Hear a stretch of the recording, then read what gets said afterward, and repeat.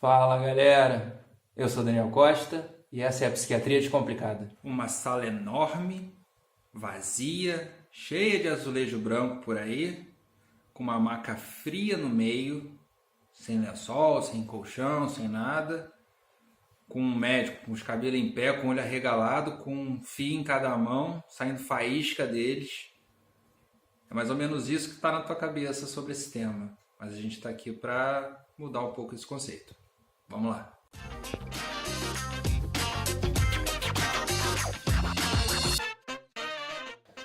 Então, gente, mais um vídeo da Psiquiatria Descomplicada. Hoje a gente vai falar sobre um tema que está em voga.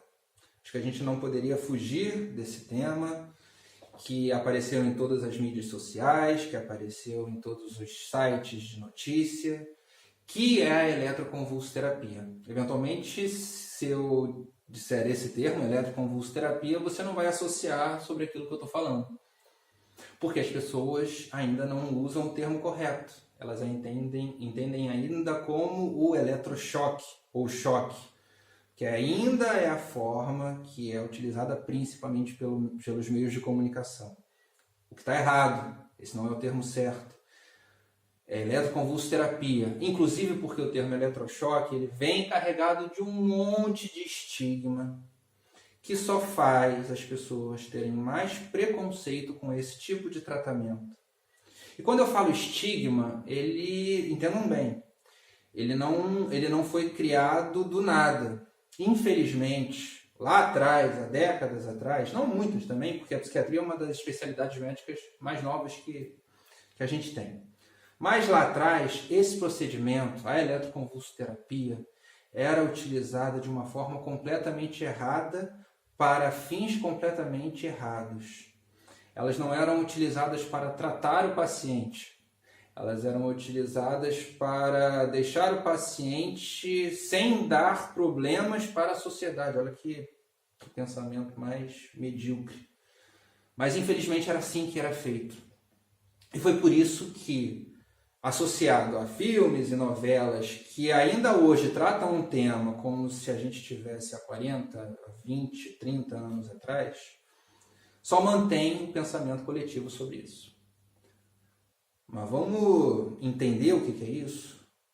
Vamos tirar um pouquinho dessa mística que envolve a eletroconvulsoterapia?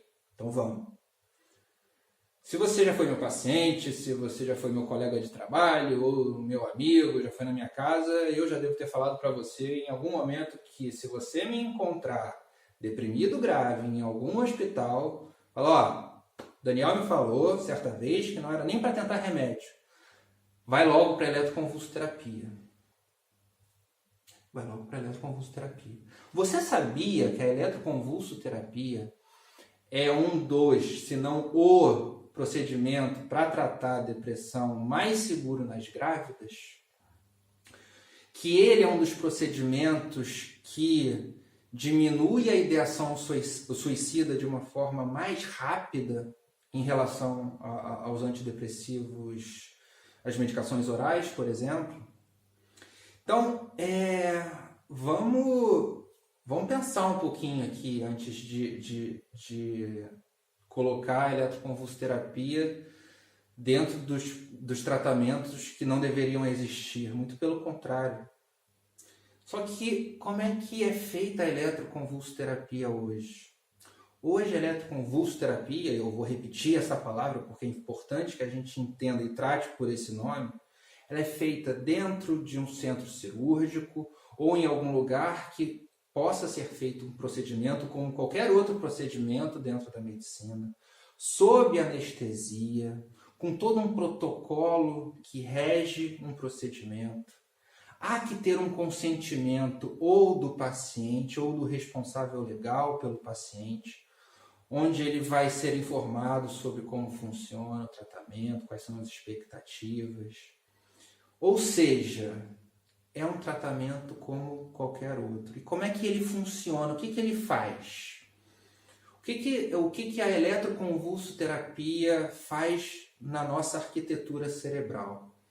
Para isso a gente vai ter que entender que o nosso cérebro ele é uma grande rede elétrica, como se fosse uma rede elétrica de uma casa, por exemplo, ou de uma cidade, né?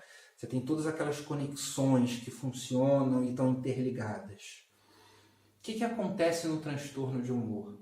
Aquela rede elétrica que funcionava de uma forma perfeita, ela fica com alguns pontos como se fosse um curto-circuito, por exemplo. Não chega a ser um curto-circuito porque isso geraria outros problemas, mas para a gente conseguir entender, alguns pontos do cérebro, a rede elétrica não está conseguindo funcionar de uma forma benéfica, de uma forma saudável. O que a eletroconvulsoterapia faz? Quando o teu computador dá pau, qual é o primeiro botão que você aperta? Não é o do reset? Quando o teu celular trava em algum programa, o que você faz? Você não desliga e liga o celular? É mais ou menos isso que a eletroconvulsoterapia faz. Você identifica o local ali do cérebro onde a rede elétrica não está funcionando bem, e é como se você chegasse lá e desse um estímulo naquele local para tentar reorganizar aquela fiação. Então é isso que a eletroconvulsoterapia faz.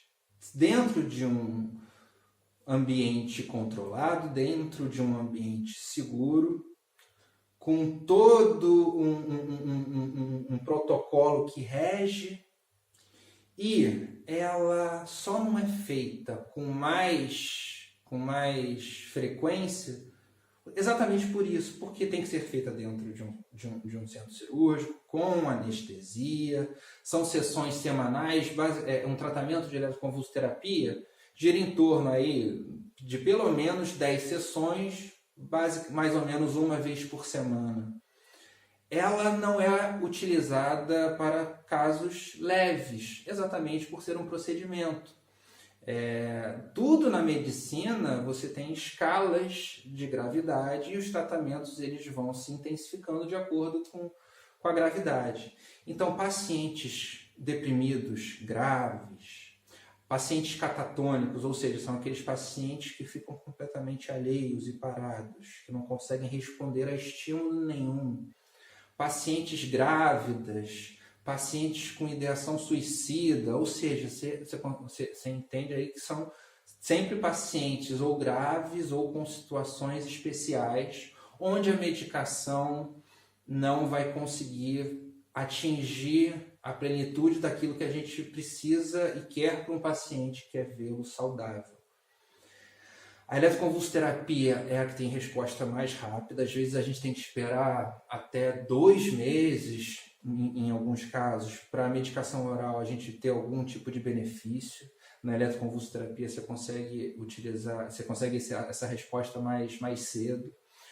Exatamente por conta disso, porque se você vai em quem organiza tudo, que é a rede elétrica, você consegue atingir como se fosse quem comanda o negócio todo. A medicação, lembra que eu falei no último vídeo? Ela trabalha nos neurotransmissores, nos mensageiros, no equalizador. Ela vai lá no botãozinho do grave, do agudo, e vai ajustando de pouquinho em pouquinho até encontrar o ajuste fino.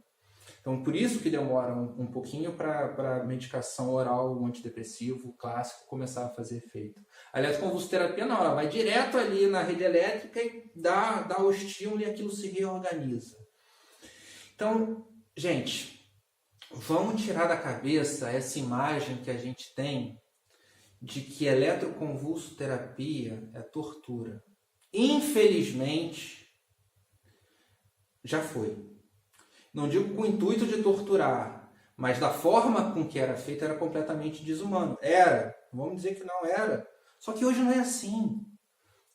Hoje a gente tem uma segurança, tudo um protocolo atrás disso, e que acaba gerando benefício para o paciente. Antes não gerava, hoje gera. Então, de novo, eu não vou entrar no mérito político, nem para um lado, nem para o outro. Quem me conhece, eventualmente, até sabe das minhas ideias em relação ao momento político do país, mas não me cabe dizer qualquer coisa em relação a isso. Cabe informar que a eletroconvulsoterapia é um dos métodos mais eficazes e mais seguros para os pacientes graves. Então, vamos entender isso. Eu provavelmente vou falar um pouco mais sobre eletroconvulsoterapia no próximo vídeo, em alguma coisa que eventualmente tenha faltado, porque eu simplesmente apertei o botão de gravar e comecei a gravar. Hoje eu nem fiz um roteiro, nem nada, nem sei quantos minutos tem esse vídeo, mas eu não podia deixar passar esse momento para falar sobre esse assunto. Coloquem aí nos comentários as sugestões e as dúvidas que eventualmente ficaram sobre esse vídeo, mas a mensagem é clara: a eletroconvulsoterapia é segura, é eficaz. A eletroconvulsoterapia é ótima, desde que feita sob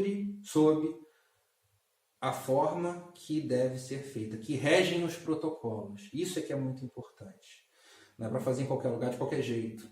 Existem critérios para que isso seja feito e que sejam respeitados também as indicações para isso. A gente não vai fazer eletroconvulsoterapia para qualquer tipo de paciente. Existem diretrizes, existem regras que definem o perfil do paciente que vai para a eletroconvulsoterapia.